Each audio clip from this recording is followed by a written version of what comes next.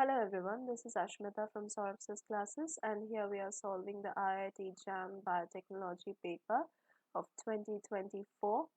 And here we are going to solve 5 to 6 questions. So let's get started. In chick embryo, the ectoderm generates what? Okay, 4 options are given. We need to choose the correct one.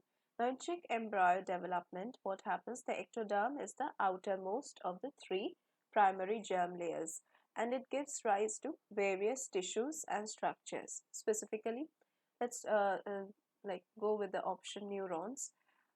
Here, the ectoderm is responsible for forming the nervous system, including the neurons.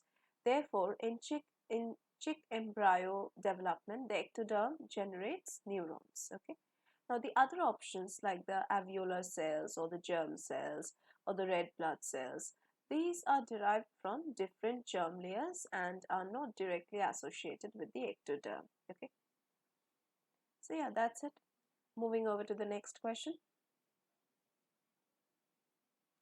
The boiling points of iodomethane, dibromomethane, bromomethane, chloromethane follow which order?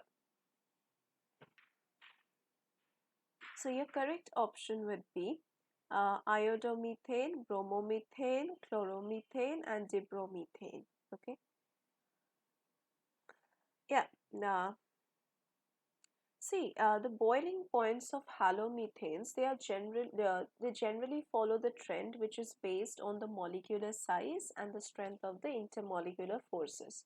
Now, as the size of the halogen atom increases, the boiling point tends to increase due to enhanced dispersion forces. Okay, so hence this is what the correct answer would be. Go with option D. Next. Chromosome duplication during the cell cycle occurs in which phase? Now, chromosome duplication occurs during the synthesis phase. Okay, that's the S phase of the cell cycle. Now, in this phase, what happens? DNA replication takes place, resulting in the synthesis of identical copies of each chromosome. Okay, the process involves the unbinding of the DNA, double helix, and the synthesis of the complementary strands. Okay, so yeah, that's the S phase. Next is the ionic character of the covalent bonds in the compound Cl2, HCl, NaCl, NaF follows which order? Now, the ionic character of the covalent bonds is influenced by the electronegativity difference between the atoms involved. The greater the electronegativity difference, the more ionic character the bond exhibits. Okay.